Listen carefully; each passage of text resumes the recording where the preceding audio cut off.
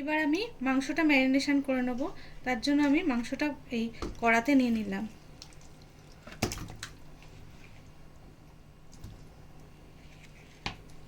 এর মধ্যে দিয়ে দিচ্ছি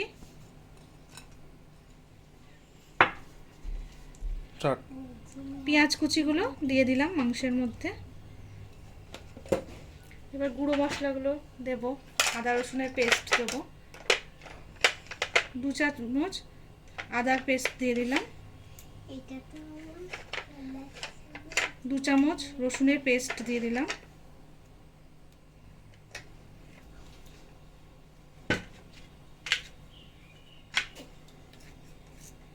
জিরে গুঁড়ো দিয়ে দিচ্ছি 2 চামচ,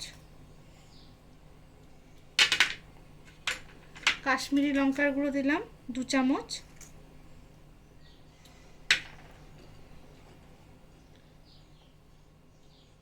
হলুদ গুঁড়ো দিচ্ছি পরিমাণ মতো দেবে তোমাদের, লবণটাও তাই পরিমাণ মতো দিয়ে দেবে যে যতটা পরিমাণে করবে।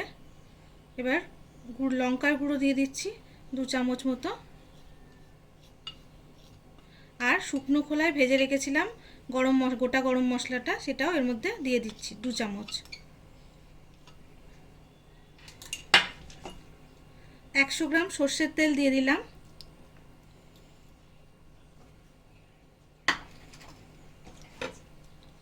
একটা গোটা টমেটো কুচি এর মধ্যে দিয়ে দিলাম, কটা রসুন কোয়া করে রেখেছিলাম একটা ছোট রসুন, সেটা এর মধ্যে দিয়ে দিচ্ছি, গোটা কাঁচা লঙ্কা যে যেমন ঝাল খাও সেই পরিমাণ মতো দেবে, দিয়ে এটা আমি ভালোভাবে এবার মেখে নেব।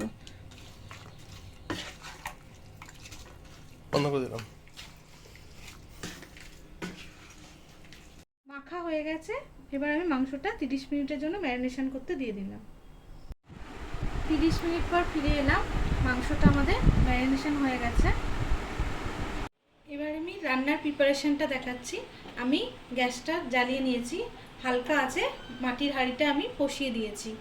এবার আমি এর মধ্যে 2 পলা মতো সর্ষের তেল দিয়ে দিচ্ছি।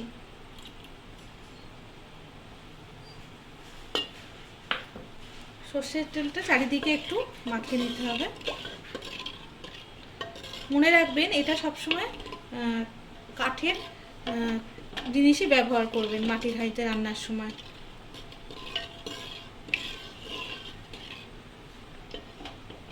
তেল গরম হয়ে গেছে, এবার আমি ম্যারিনেশন করা চিকেনটা এর মধ্যে দিয়ে দিচ্ছি। চিকেনগুলো সব দিয়ে দিয়েছি।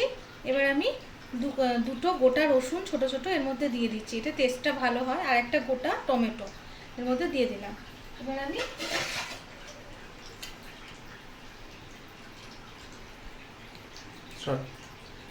আমি হাঁড়ির মুখটা ঢাকা দিয়ে দিচ্ছি এইভাবে দিয়ে, কিছুটা আটা মাখা দিয়ে মুখটা আমি বন্ধ করে দেবো।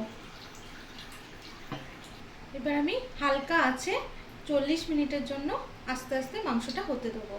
আর এই মাংসটা করতে গেলে আপনারা সবসময় যতটা পরিমাণ মাংস নেবেন তার সমপরিমাণ পেঁয়াজটা দেওয়ার চেষ্টা করবেন, তাতে জলটা লাগবে না এর মধ্যে। 40 মিনিট পর ফিরে এলাম। এবার আমি একটি ছুরির সাহায্যে এই মুখটা কেটে দেবো।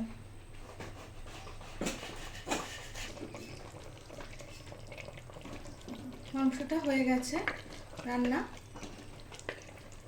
দেখুন। এটাকে আমি এবার সার্ভ করে দেবো।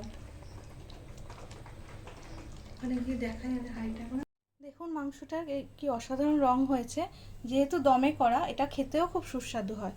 এটা আমি একটু সার্ভিং বলে সার্ভ করে দেখিয়ে দিচ্ছি।